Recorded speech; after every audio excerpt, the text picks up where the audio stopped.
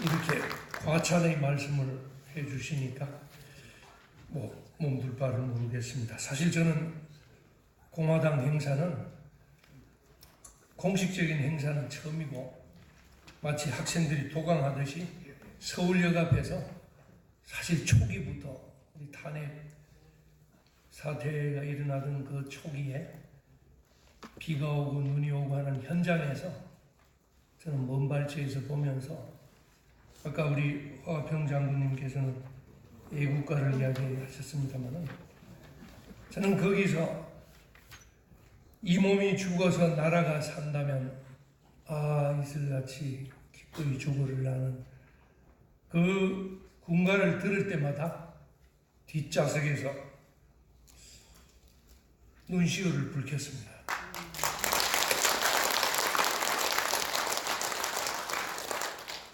마치 파노라마처럼 스쳐 지나가는 그 무렵 안국동 헌재 앞에서 우리 이름 없는 태극기 노인들이 쓰러지고 피를 흘릴 때 그 진상규명을 위해서 출발하는 우리 공화당을 보고 정말 애국정당은 우리 국민들이 알아야 될 애국정당은 바로 우리 공화당이구나. 그 당시 그분들에 대한 장례식을 우여곡절 끝에 하면서도 사실은 우리 정치권 특히 서울시에서는 서울시장놈은 정말 얼굴 하나 비치지 않고 그렇게 방치하는 모습을 보고 혼자서도 붕괴를 했습니다만 정말 여기 오니까 그래도 마음의 위안이 됩니다. 제일 큰 부분은 이 뒤에 플래카드가 정말 마음에 듭니다. 좌파도 아니고 좌파 독재 정권입니다. 이놈들이 제일 듣기 싫어하는 말이 바로 독재일 겁니다. 자칭 평생 반독재 투쟁을 해왔다는 이놈들한테 독재라는 프레임을, 그것도 좌파 독재라는 프레임을 우리가 씌워서 영원히 벗어나지 못하게 엉터리 독재, 반독재 투쟁을 했다는 그 프레임을 정말 우리 공화당이 제가 보기에는 지금 정치권 중에서는 거의 유일하게 좌파 독재 정권으로 문재인 정권을 규정한다는 것도 저는 큰 의미가 있다고 봅니다. 아마 저놈들이 제일 듣기 싫어하는 말을 바로 씌워서 민주화 투쟁, 자칭 민주화가 아니고 이제는 독재다라는 걸 명백히 드러내주는 프레임 전쟁을 잘 펼치고 있다는 그런 말씀을 공식회의에서 처음 와서 느낀 감정을 솔직히 이야기 드렸습니다. 제가 발표할 자료는 제가 사실 예전에 검사 생활을 좀 했기 때문에 공수처에 대해서는 사실 관심이 있었습니다. 여기서 좌파들의 특징을 볼 수 있습니다. 자료는 23페이지부터 좀 자세히 정리가 되어 있는데 시간 관계상 다 말씀드리기는 곤란하고 한번 읽어보시면 알 수 있을 것 같습니다. 우리는 공수처를 마치 최근에 알고 있는 것처럼 하지만 좌파의 특징입니다. 벌써 20년도 넘은 96년도에 공수처를 들고 나왔습니다. 그야말로 듣보잡이죠. 듣도 보도 못한 그 당시에는 고비처라고 했습니다. 고위공직자 비리수사처 고비처라고 하다가 그 다음에는 또 공비처라고 했습니다. 고위공직자 비리수사처. 그런데 이놈들이 공비처라고 이름 지으니까 자기들이 뭔가 좀 뜨끔하지요. 공비처. 그래서 공비처 하다가 안 되겠다 싶어서 공수처로 이렇게 이름조차도 이렇게 우여곡절 겪으면서 하는데 좌파의 특징이 바로 끈질김입니다. 지독한 거죠. 그냥 안 물러나요.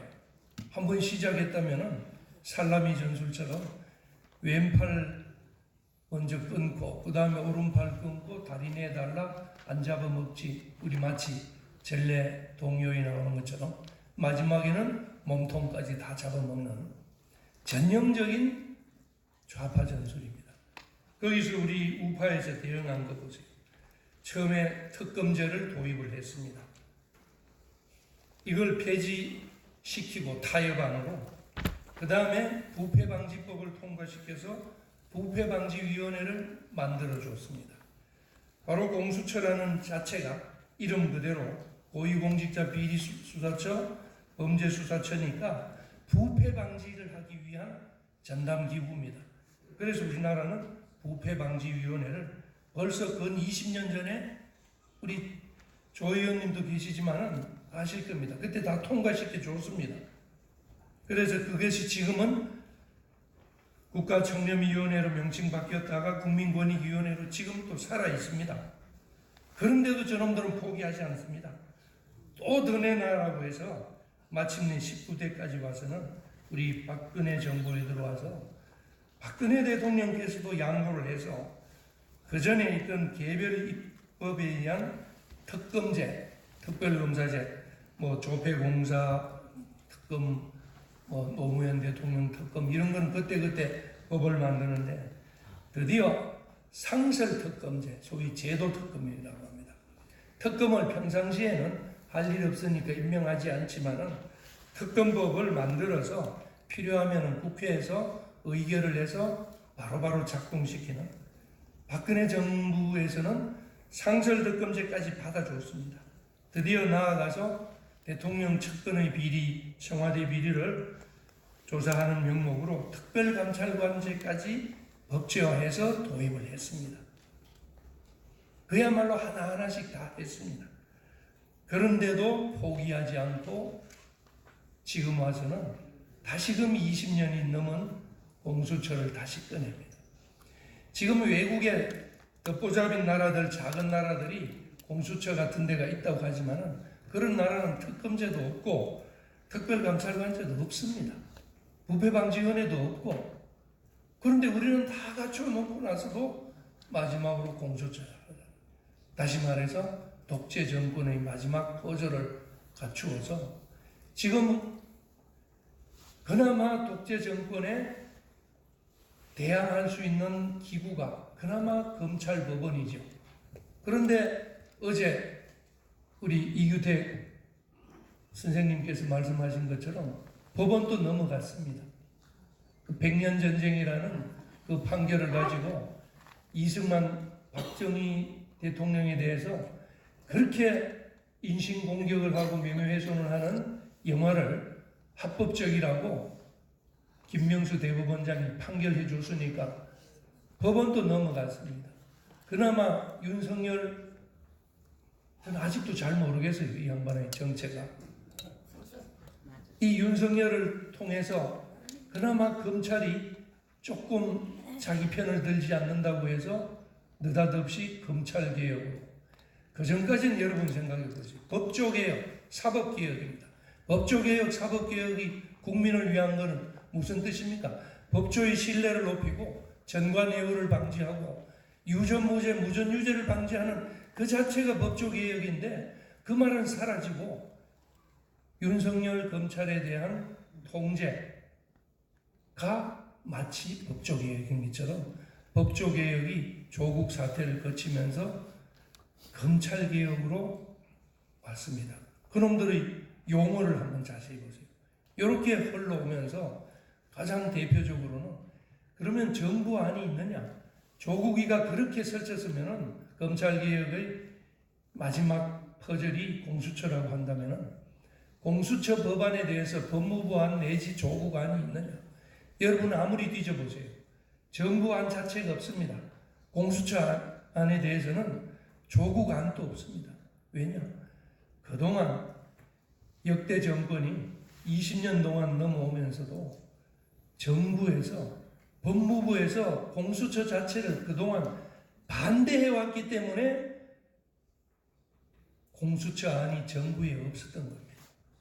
그래서 또 듣보잡이라는 표현을 하면 또 미안하지만은 초선 의원인 권은희 의원, 백혜련 의원이란 여러분도 잘 몰랐던 분들이죠.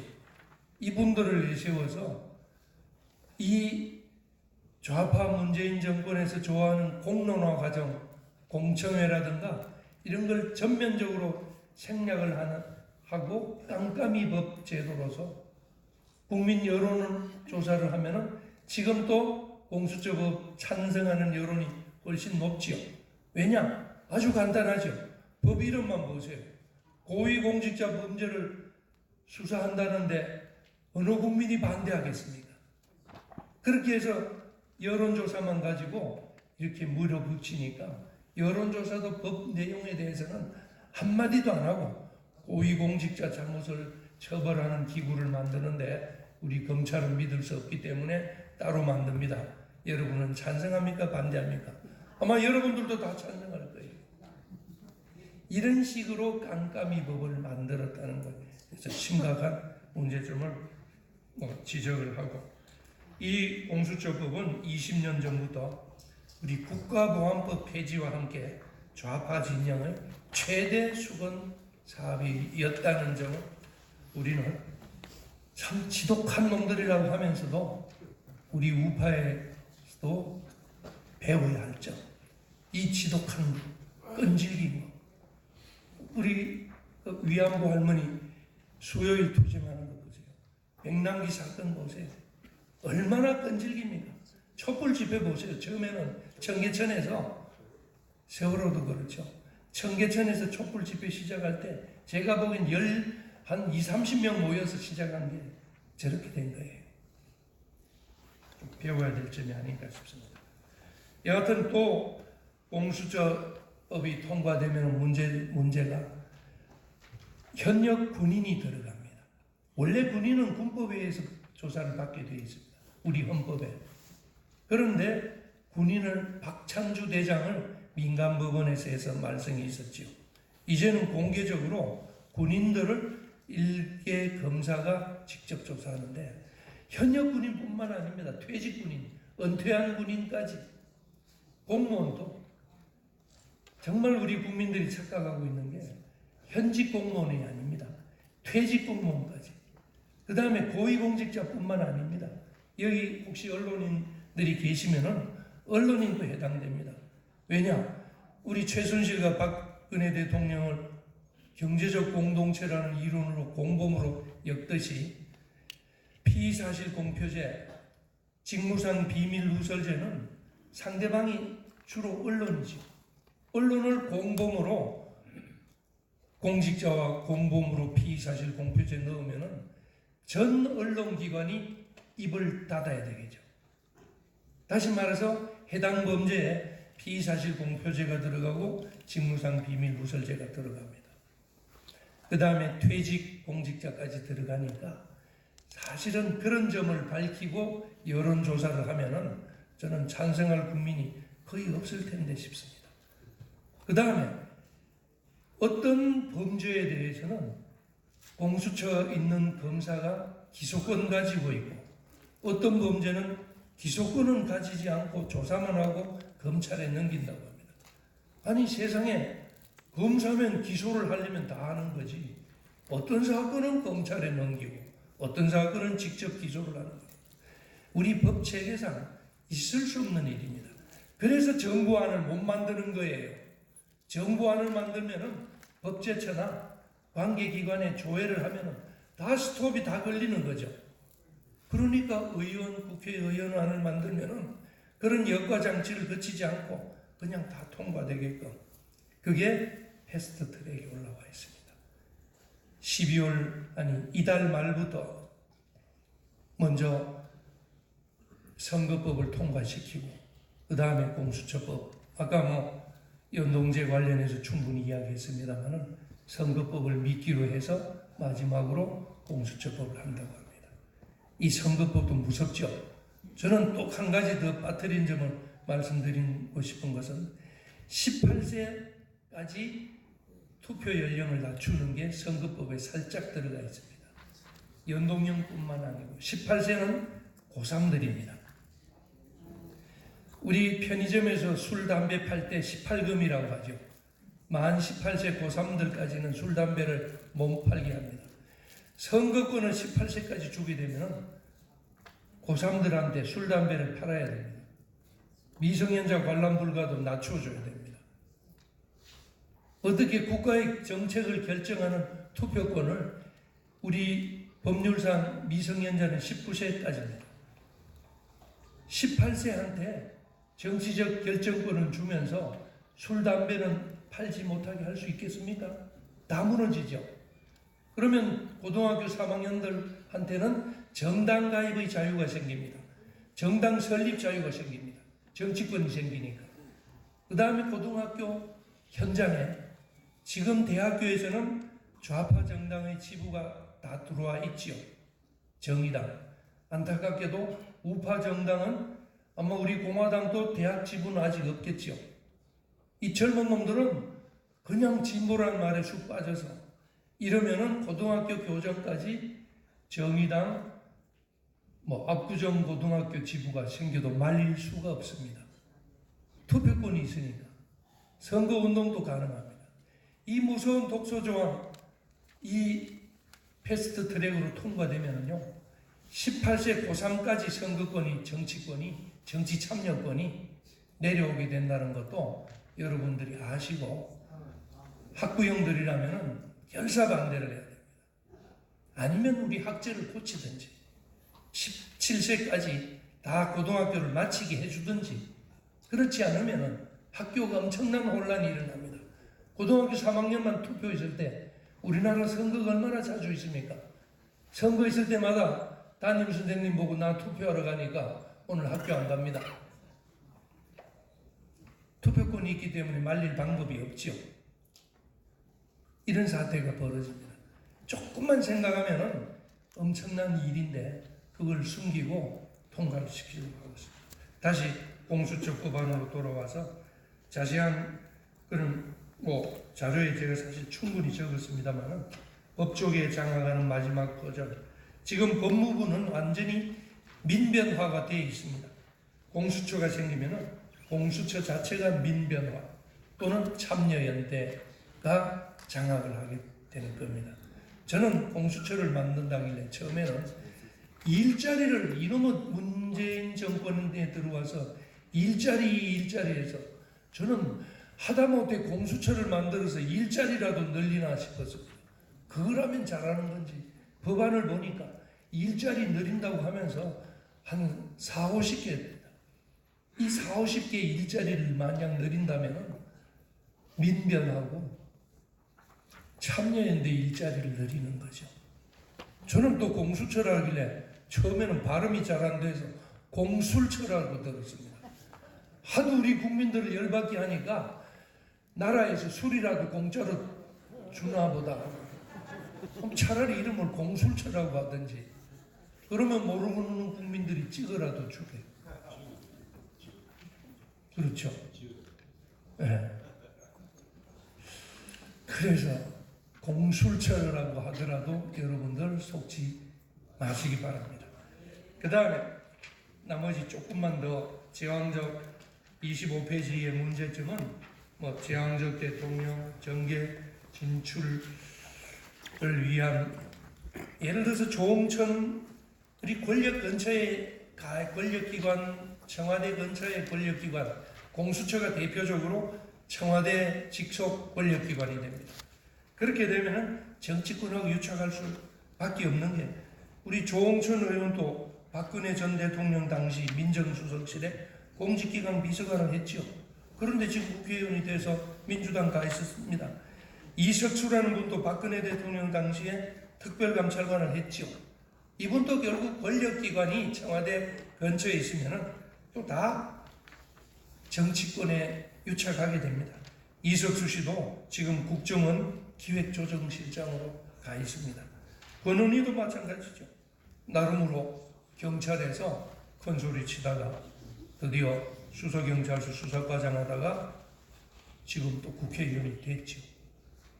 이렇게 권력기관이 정권과 밀착하면은 전부 정계 진출의 헛된 꿈을 꾸고 정의 실현보다는 자기 이익 실현하는 경우도 많이 있게 됩니다. 그리고 헌법 정신에 반하는 위헌적 권력기관 읽어보면 나옵니다만 소추기관의 이원화, 공수처 따로 검찰청 따로. 근데 공수처는 견제를 받지 않고 검찰은 견제받는다고 할 때 소추기관이 이혼하 왜 우리 검찰을 일원화해야 되느냐? 국가 형벌권을 집행하는 기관은 어떤 선진국도 일원화되어 있습니다. 왜냐하면 어떤 검사는 음주운전하는데 불구속해주고 어떤 검사는 구속하면 안 되겠죠. 그래서 전국에 검찰권 행사는 일원화시키는 겁니다.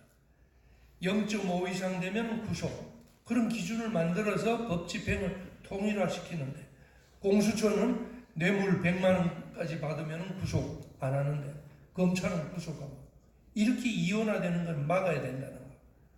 뭐 그런 것부터 해서 쭉 보면 있습니다만은, 이제 마지막으로 저는 대안을, 우리 공화당에서도 혹시 대안을 제시할 수 있으면 대안 마련 33쪽에 있습니다.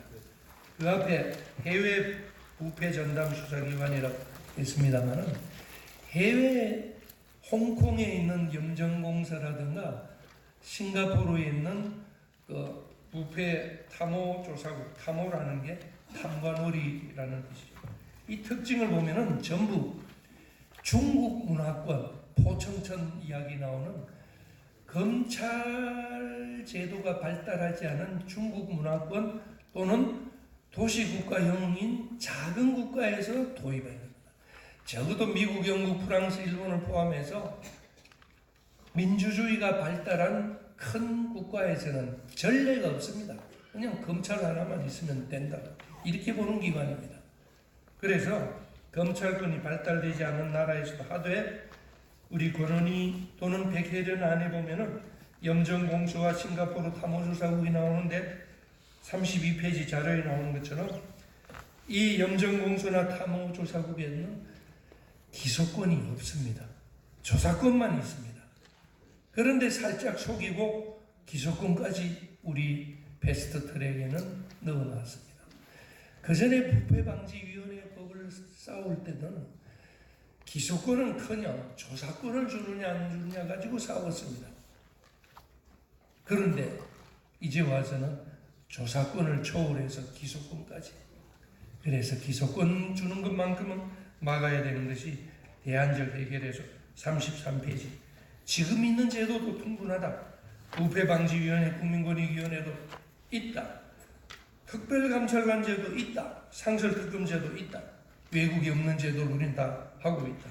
특별감찰관제는 문재인 정권이 직무유기입니다. 특별감찰관 법을 만들어 놓고 지금까지 특별감찰관을 임명하지 않고 있습니다. 박근혜 정부 때는 임명을 했지요. 문재인 정부는 법을 어기고 있습니다. 특별감찰관제 임명하면 자기가 불리할 것 같으니까 바로 청와대를 조사해야 되는 게 특별감찰관의 임무입니다. 그러면 청와대 문재인 대통령의 딸 문다혜 같은 태국에 왜 갔는지 조사해야 되는 게 특별감찰관이 해야 될 일입니다. 그러니까 안 하고 있죠. 이런 것도 안 하면서 공수처를 만들으라고 하고 있습니다. 대안으로는 차라리 이걸 해라. 제도가 문제가 아니다.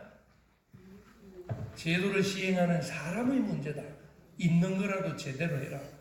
이게 첫째 대안으로 볼 수 있을 거고, 두 번째는 입법 제안서에 나오는 염정공서 홍콩, 그 모델을 활용해라. 다시 말해서 홍콩의 염정공서는 부패 전담기구로서 부패방지위원회 역할을 합니다.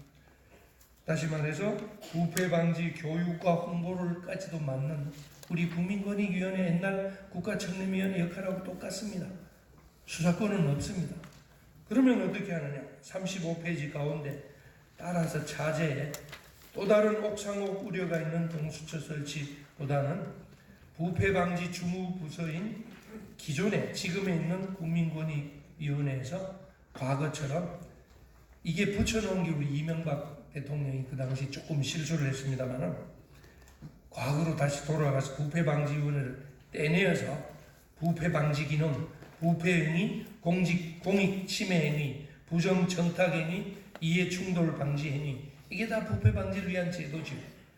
이 부분을 전속하게 하고 전담하게 하려면 부패방지위원회를 그럼 이름을 만약 위원회가 마음에 안 든다면 국가청렴원이나 부패방지청 같은 걸로 만들어서 기소권을 주지 않고 조사권만 주는 걸로 하면은 뭐 우리가 부패방지위원회를 한 경험이 있으니까 찬성할 수 있고, 또 공직자윤리위원회나 그렇게 되면은 특별감사제, 검사 특검제도 다 폐지해야 됩니다.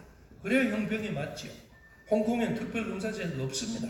특별감사관제도 없고, 이렇게 해서 형평을 맞추고, 그 다음에 이 말씀을 드리는 이유는 우리가 금융실명제 다 우리 YS 때부터 보수정권에서 다 했습니다. 부동산 실명제, 금융정보분석원, 이제 반부패 제도는 제가 법률 전문 법을 가지고 먹고 산 지 30년이 넘습니다만 전 세계적으로 제도적인 시스템은 어느 나라 못지않게 제일 잘 갖춰져 있습니다. 이제는 2천만 원 이상 현금 거래는 다 체크되지 않습니까? 다 알고 있지 않습니까? 그 다음에 마지막으로 또 개선 방안 대안이라면 공수처장 임명 방식을 민주적으로 하자. 공수처 설치 법안을 받아들일 경우 민주적으로 어떻게 통제를 하느냐. 우리 부패 문제는 집권층에 일어나는 겁니다. 집권 여당입니다. 그런데 지금 언론도 장악되어 있으니까 나경원을 자꾸 수사하라고 합니다. 야당 탄압이죠. 정말 제대로 수사하는 것은 집권 여당을 해야 됩니다. 그러면 민주적인 통제 방식은 공수처장 임명을 처장 후보 2명 후보를 추천을 하고 대통령이 그 중에 한 명을 임명을 하는데 추천권을 야당에 주면 됩니다. 그렇지 않습니까? 추천권을 야당에서 주고 임명은 대통령이 하면 되죠. 전례가 없는 게 아닙니다. 바로 우리 박근혜 대통령께서 마지막 특검 박영수 특검은 박근혜 대통령이 임명했습니다. 그때 박영수 특검을 누가 추천했습니까? 민주당에서 추천을 2명을 했습니다. 그런 전례가 있습니다. 다시 말해서 민주적 통제 막강한 특검은 그 당시 박근혜 대통령 쪽에서 추천을 못하고 우리 조원진 대표님 앉아서 아시잖아요. 그러면 공수처를 만들면은 공수처장 후보자도 2명도 여당은 빼고 야당에서 2명 추천하게 하면은 받아들이겠다. 이것도 충분히 대안입니다. 그렇게 해서 무작정 반대만 할 것이 아니라 이 3가지 안을 가지고 우리 공화당이라도 앞장서서 이제 시일이 촉박합니다만은 나서 주신다면은 국민들에게 또 여론으로부터 집중 관심을 받을 수도 있지 않나 이런 생각도 해봅니다. 네, 고맙습니다. 조금 시간이 오래지만 아주